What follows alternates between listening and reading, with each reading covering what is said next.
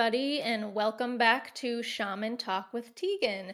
Tarot with Tegan is where you'll find me on Instagram or Facebook if you want to contact me about anything, any of these topics. If you want to do a session, whatever it is, you can find me there.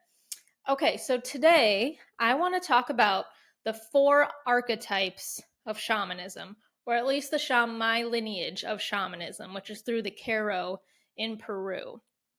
So, even though these archetypes are, distinct, I guess, to shamanism, their teachings are something that anybody can take with them. Any little tidbits that you're like, maybe I should try that, or maybe I should not do that. You don't have to become a shaman or be a shaman to practice these things. So, that's the reason I make most of these videos, is because, you can take what's kind of sounds good to you, I guess, or something that you're like, oh, I can do that. So I'm making these videos to put this info out there so that we can all just start living better lives and from our higher selves a little bit more. That being said, if a lot of this info is interesting to you, or it really just resonates with you and you think, I think I kind of want to do the whole shaman thing, and you want to become a shaman or anything like that, also get a hold of me because I can point you in the right direction to do that, okay? Okay, so in shamanism, in the lineage of the Caro at least, when I started my training, you go by cardinal directions, and you start in the south. So the south is the archetype there, or the animal, is the serpent. Now, I feel like the serpent gets a lot of flack when it comes to like the spiritual realm. They're seen often as like negative or just bad omens or something. But at least through shamanism, the serpent is all about shedding, because it sheds its skin. And that's what you need to do in this lifetime or whatever lifetime in order to vibrate on a higher level, to raise your vibration, is you got to detach. So the south is, and the serpent is all about detaching from ideas that no longer suit you, from detaching from the limitations that you've put on yourself or that you've let others put on you. And it's about shedding that skin and not looking back. It's about letting those things go and letting them go for good. And that can be difficult because sometimes we know, like, oh, like this isn't a great way to do this. Or, you know what, I'm going to stop talking negatively. But then you start doing it without even realizing it. And it's like, oh, crap, how do I do this without like cutting it off completely, without ever thinking this again or without ever doing this again? And it's hard. I know, but it can be done. And it literally just takes practice. Like if you're having a thought that's, the same old thought pattern that you've had forever, that's just doing you no good. If you can, it's like you got this split second to stop it and almost like reverse, beep, beep, back it up. We're not going down that track again. We're not going down that road. I think what's hard is that this is part of the whole reclaiming your power thing in general that you hear about, is that we don't give ourselves enough credit. Like, of course, everyone needs help now and then, and needs guidance, whatever it is, and that's totally fine. But our minds are so powerful. We don't give ourselves enough credit to be like, oh, wait a minute, I can do this myself. It just takes effort, and it takes consciousness, being conscious of what I'm doing and what I'm saying and what's going on. So it's like if you can recognize these negative patterns and behaviors, and you got to be able to stop them. So, and again, these are just the general idea of what each archetype and what each direction is about. There's a whole long list of things, but that's the general idea of the self, of the serpent, shedding what we used to be and what we used to align with for good. And I think it's hardest sometimes if you grow up in a certain way, maybe. Let's just say, for example, you weren't good at sports. And so, oh, she's unathletic or he's unathletic. Don't even bother with him. He doesn't want to do it. But you really want to go out there and like play, pickleball, since that's really popular now. Don't let that mindset of like, oh, I'm not athletic, I can't do this, stop you. This is your life. take control. And this is a very mild example, right? But do what you want as long as it's not harming yourself or anyone. Like, so what if you're not athletic and you're terrible at it? If it brings you joy, then do it. Who gives a crap what other people think, you know? And that can be just applied to just about anything, you know? So it's shedding what we used to be, what we think we used to be, what we think we have to be. And really, I just encourage everyone to kind of sit when you can and think about the things, the labels, the limitations that have been placed on you. Even if they're seemingly positive, maybe it's the opposite. Maybe it's, oh, this person's so athletic, they're going to the top, they're going whatever, pro, and deep down, you've been feeling like, oh, wait, no, I kind of hate this. But you feel pressured and like you owe it to somebody else to keep going with this, you know? It's things like that where it's like, oh, you don't have to do anything for anyone if you don't want to. So it's just having those moments and realizing that reclaiming your power, all that is realizing, oh, I truly don't like this anymore, or I truly do like this, and I'm just going to do it because that's what makes me happy. The end. It can be that easy. I mean, like I said, that's like a simple example. There are things that are much deeper and harder to look at, right? About ourselves and about our possible upbringing and things like that. So the serpent teaches us to find those pains, those stories, and no longer write the story. You know, it's like no longer adhering to the labels, adhering to the past. You're your own person. You can stop doing that. I give you permission. You don't need it, but I'll give it to you anyway. Stop doing it, stop thinking it, or start doing it, start thinking it, whichever way it needs to go for you. And, you know, no longer colluding with the old you, with the old story that no longer is necessary. You know, so the next time someone tries to tell you, so let's say you're the good athlete, oh, well, they are going pro or they could have gone pro. It's like, you have permission. You don't have to be rude. Be like, I don't really talk about that anymore. Or, yeah, I'm doing other things with my life now.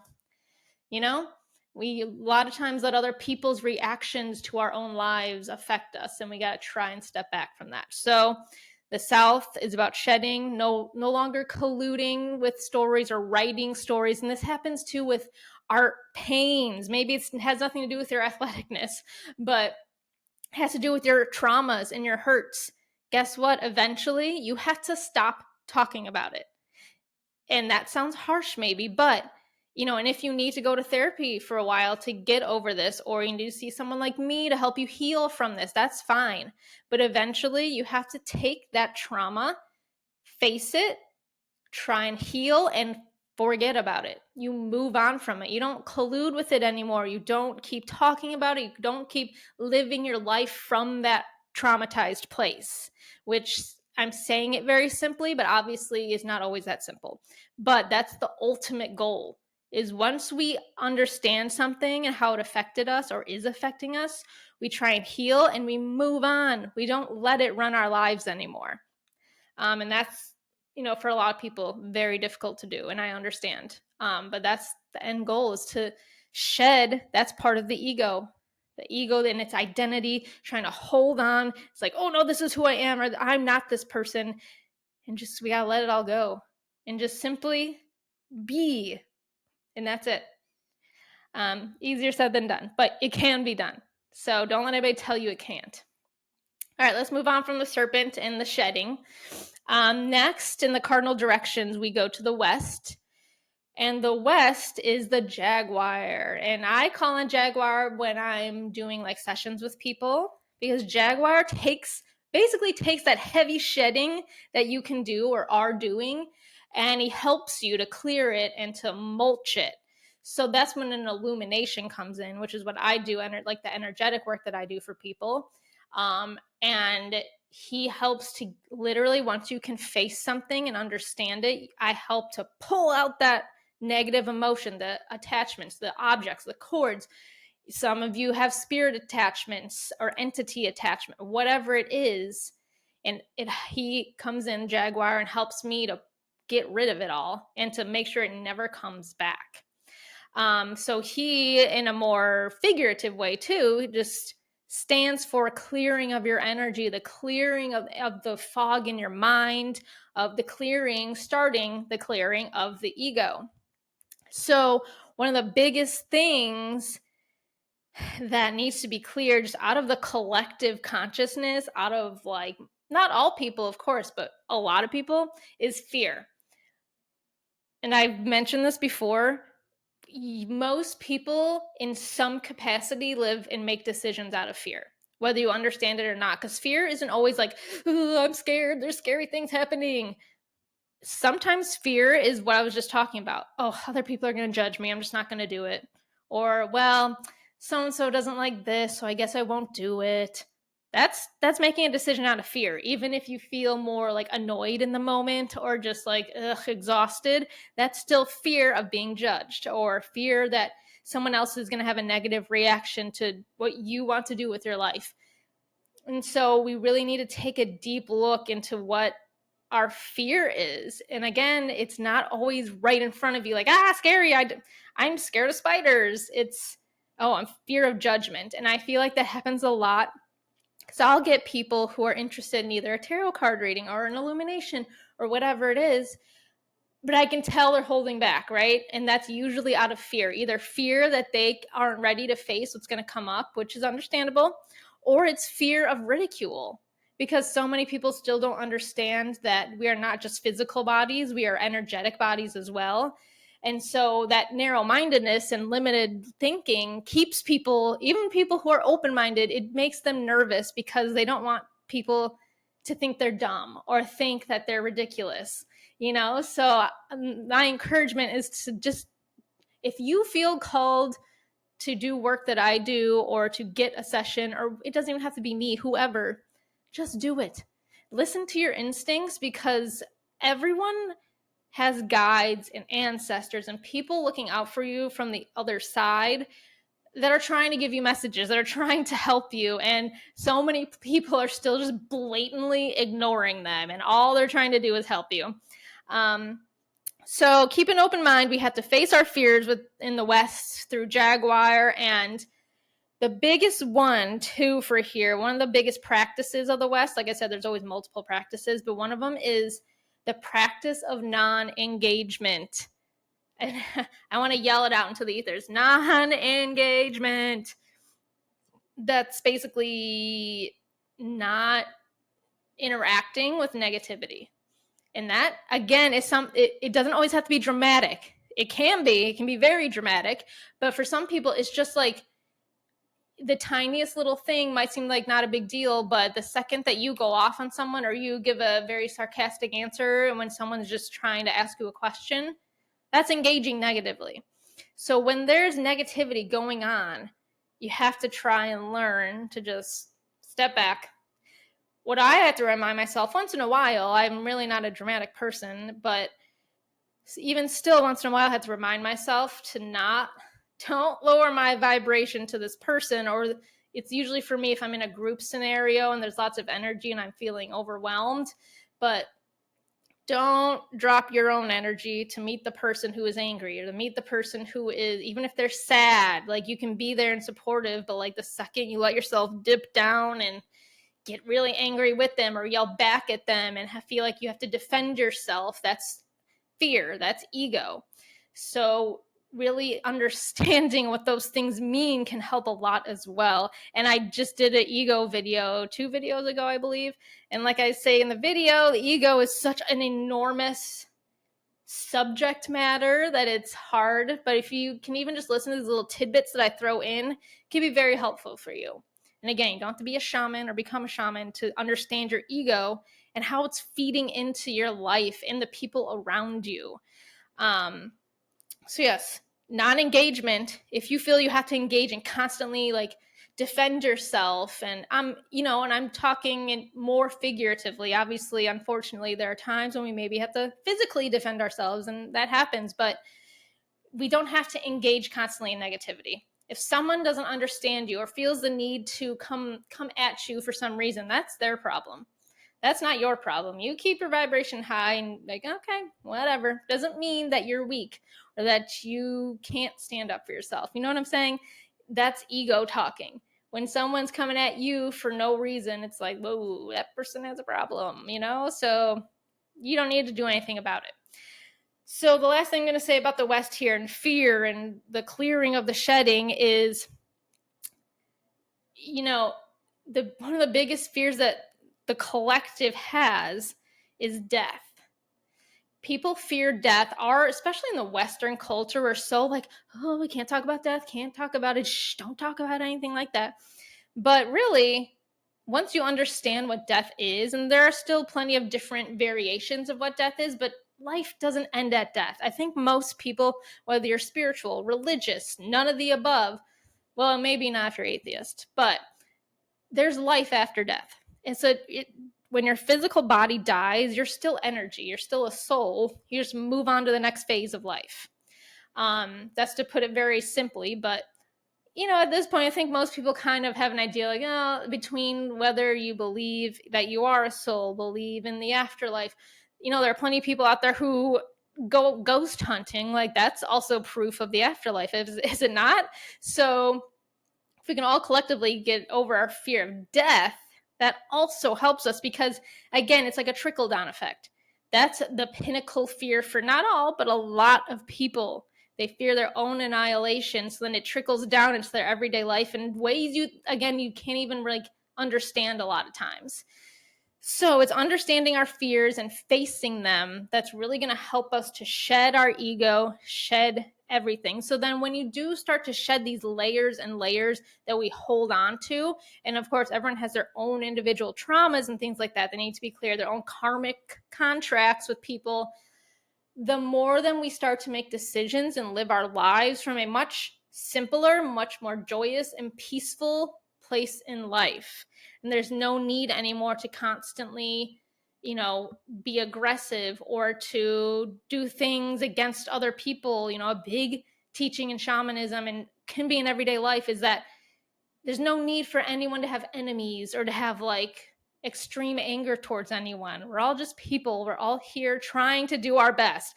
Some people's best is different than others, yes, but we're all here to learn. And so we can all give each other compassion and empathy. We don't have to be best friends with everyone or spend tons of time with people we don't, vibe with, but we don't have to be a-holes to each other is what I'm trying to say. And if someone has a different thought than you or a different way of being, so what? Okay, we're going to move on before I get way up on my soapbox. So the West is the jaguar, the clearing of all this nonsense that we don't need to hold on to. Next is the direction of the North, and that is the hummingbird. So in the North, the practices here, and of course I'm referring to this through my shaman training, but again, this is stuff that little tidbits that anyone can take and use in their daily life. But the North is where you start to become aware of who you truly are because you're starting to actually get rid of the old patterns and thought processes and whatever needs to be done. You're starting to realize, oh, wait a minute, I can be who I want to be and I can do what I want to do. And things like that. And not in a, way that's, again, is not in a harmful way to anyone. Like, oh, I'm just going to go drive and do whatever I want and pay no attention to traffic. It's just like, you can be anything you want, So I always give the example, but in case anybody hasn't heard it, growing up, I was never very creative, I guess. And so just recently I started writing a book. I'm 100 pages in and I never was labeled as a writer, right? So at first that stopped me because I started this book years ago. Didn't get very far yet, but that at first that was messing with me. I'm like, I'm not a writer. How can I write a book? But then I had to stop myself and be like, oh, wait a minute.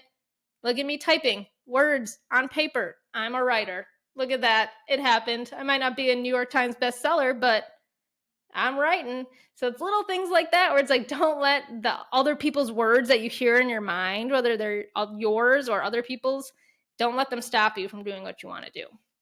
So in the North, in the hummingbird, you finally are starting to realize that in living more authentically, you're sourcing from a more pure state from your higher self.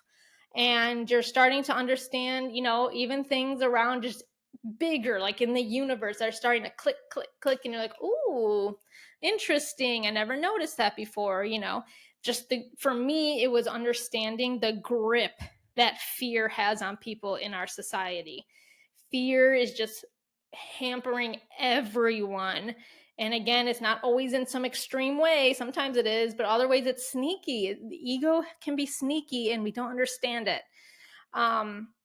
So yes, so at this point in the North, there's also the act of invisibility, which basically just means you have nothing to hide. You're not out there telling white lies or big lies. You're not out there trying to be sneaky and do things. You're just who you are. And that's part of this journey for me, is making these videos. Even if only 5 people watch it, it's part of who I am. And it's just me just putting things out there. I'm just being who I am. If you knew me back in like high school, some of my high school friends are probably like, what in the hell happened to her? Because I was not, spiritual. I was not anything. If anything, I was atheist, grew up pretty atheist. But now it's like, once I got to that north direction, I kind of started to see how everything connected and how all of us are connected in some way. And that really, once you can kind of understand that as well, that we're all just like, everything just tracks towards other people, whether you know it or not. And so it's like, even in those hardest moments where you're having, a not so good time with someone or a group of people, you got to be like, okay, obviously these people have traumas that are just being projected. You don't have to like put yourself in a situation. You can still have boundaries, right? But you can still be compassionate and empathetic and just practice a non-engagement. Okay, thank you, bye. So getting off topic again, from the North, we're becoming who we truly are, or acting on the practice of invisibility, of just being transparent, which there's like a saying that makes that sound bad, but really all that's saying is that when someone says, oh, I can see right through you, that's good. I have nothing to hide. Like, it's fine. I'm very honest. I'm very open about what I do. And, it is what it is. It's nice to be able to just be yourself 100%. And it's interesting because, at least for me on this journey, I'm still figuring out who I am. And even through the journey of that, you have to try not to attach to these ideas like really, really hard. Like, oh, I am now this and this is my identity. That's the ego creeping back in, which is easy to do. But a shaman is part of who I am because I went through this journey, but it's not all that I am, and I'm going to keep growing and changing and learning. And that's all I can really do. And that's all really anyone can do, is be open-minded enough that like you can change your mind about things. It doesn't make you a hypocrite. It makes you mature and means that you can just grow as a person. People who hang on to certain ideals so hard, again, it circles back to fear, because then what now? This is how I identify myself, with these exact thoughts and these exact beliefs. I can't just change it, but in the end, you can. You can do what you want. Don't let people hold you down. Don't let a religion hold you down. You can think what you want. It will be okay. I promise. Okay, so the last direction here is the east. And the east is the eagle, which that is like my power animal.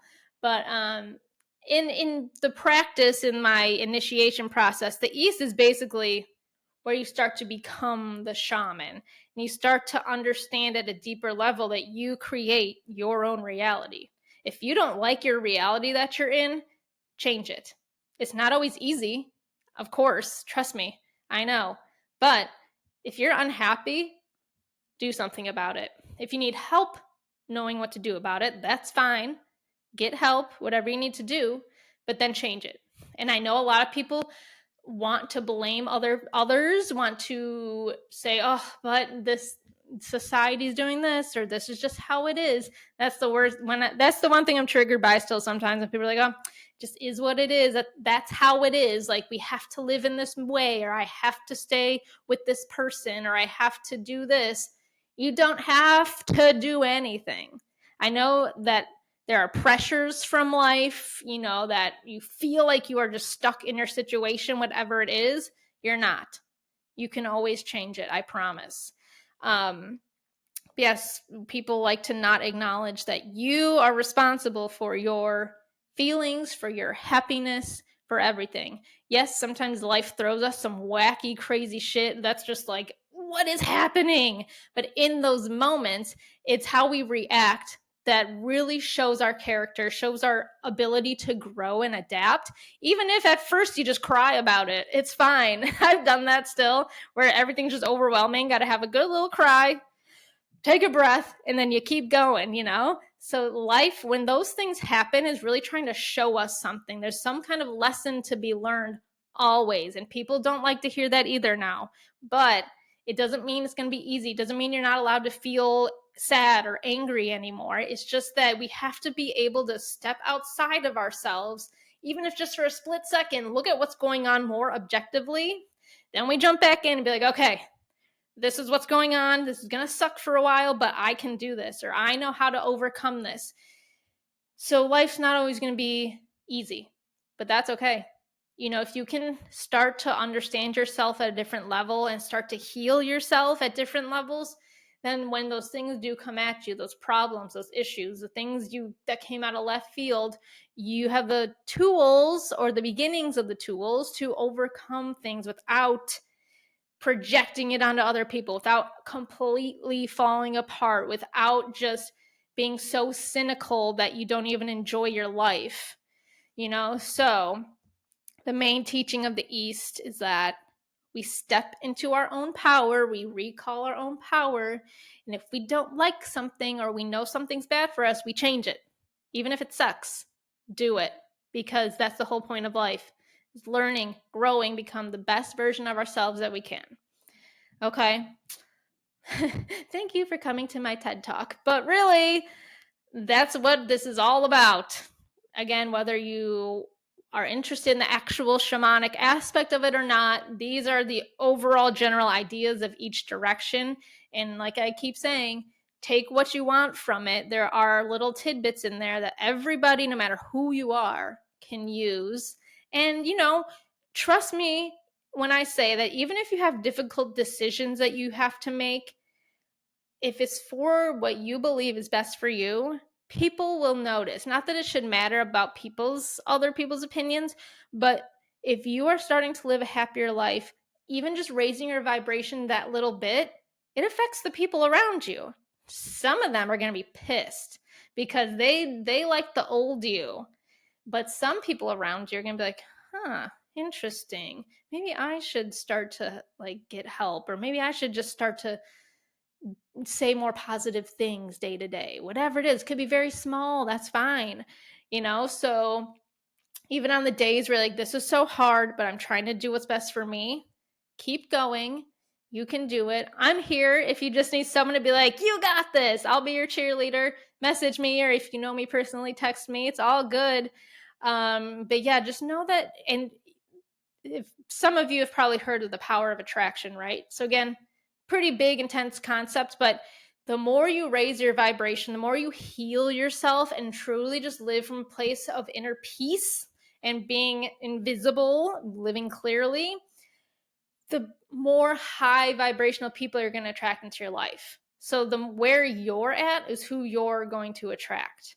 So that's also another thing, you know, when you hear maybe people who are dating or have dated in the past and they're like, ugh, I keep attracting these crazy people or whatever it is. You got to start looking at yourself in those situations, you know, like what are you putting out there that's attracting certain people? So it's understanding that we are the ones in charge here. You are the one in charge of your life, of your vibration, of everything around you. All right, gonna stop there. But as always, if you need to get a hold of me for any reason, whether you want to do a session, I can do in person or over the phone. So if you're not close to me in the Chicago suburbs, then we can do it over the phone. Same amount of work gets done, same type of work gets done. But also, like I always say, if you just need to talk to somebody about something like this, maybe you're just starting to heal and raise your vibration and nobody around you's even, you know, giving it a second thought, they're like, what the hell is this person talking about? Message me. Or if you just have questions. Or also, I just want to throw out there too, like, Of course, I have my own topics I'm going to bring up and eventually convince one of my other shaman friends to come on here. But if you have a certain topic that you want me to touch on, or you have just general questions that you want me to answer, send them to me. Again, this is where you'll find me on social media, but I also have my email floating around here somewhere. And I'll be happy to do that. So I just want to be interactive with people. I want to just, what other people want to know, and I don't want it to just be me yapping away constantly. So, if you watch this, thank you, and good luck to everyone in your healing journey. You can do it. It might feel at times like maybe you feel like you're alone on this journey, but you're absolutely not. You're absolutely not alone. There's so many people trying so hard to heal themselves.